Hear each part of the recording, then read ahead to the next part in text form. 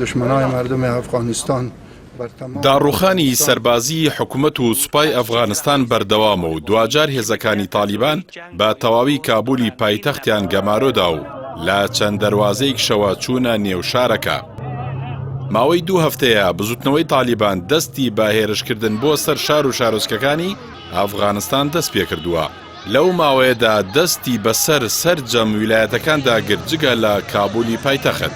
دوجار بەرەبەیانی یەکشەممە چەکدارانی تالیبان ڕایانگەیان لە چەند دەواازەیەکەوە چوونەتە نێو پایتەختەوە. لە دوای چوونی هێزەکانیان بۆ نێو کابوڵ سەرکردەکانی بزوتنەوەی تالیبان بڕیاری کشانەوەی هێزەکانیاندا بۆ چواردەوری شارەکە. هۆکاری ئەو تاکتیکە سەربازیەشیان بۆ ئەوە گەڕاندەوە کە بزوتنەوەکە نایەوێ بە شەڕ کۆنتڕۆڵی پایتەخت بکات.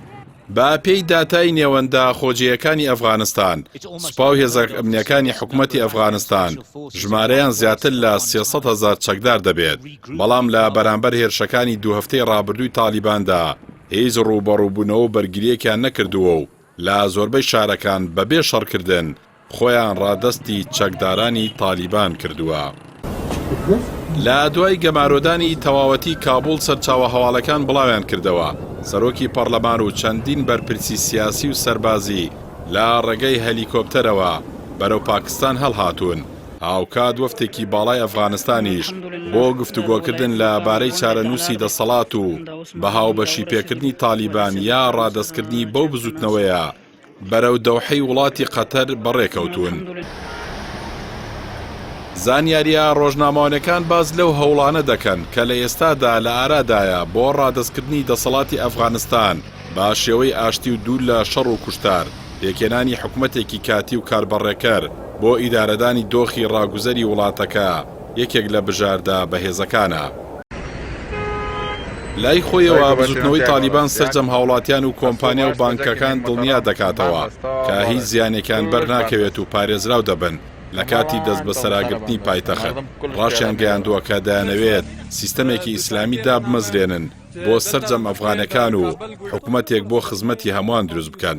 بەڵام ئەم بانگەوازەی تالیبان دڵنیایی تەواوی بە ئەفغانەکان نەبەخشیوە و بەشێکی زۆر لە هاوڵاتیانی کابوڵ هەوڵی جێشتنی شارەکەیان دەدەن. هاوکات وەزیری کاربەڕێکەری ناوخۆی ئەفغانستان ڕایگەیاند لە ڕێی ئیدارەیەکی کاتیەوە با شێوەیەکی ئاشتیانە دەسەڵات ڕادەست دەکەن و هێزەکانیان لە حاڵەتی ئامادەباشیدا دەمێننەوە. ئەمەش هاوکاتە لەگەڵ داواکاری بەرپرسانی باڵای وڵاتەکە بۆ دەست لە کارکێشانەوەی ئەشرەف غەنی سەرۆکی ئێستای ئەفغانستان.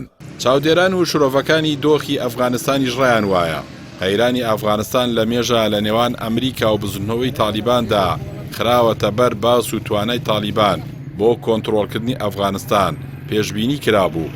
ئەو بابەتە بۆ ئەمریکا کتوپڕ نییە، دەژڵێت ئەمریکا دەیەوێت بە دروستکردنی ناوچەینە ئارام بە جۆرێک بەشێک لە خاکی ئەفغانستان لە کۆنتڕۆڵی تالیباندا بێت و بەشەکەی تری لەژێر دەسەڵاتی حکوومەتدا بمێنێتەوە، درێژە بەمانەوەی خۆی بۆ ماوەیەکی درێژ لە ئەفغانستان بدات.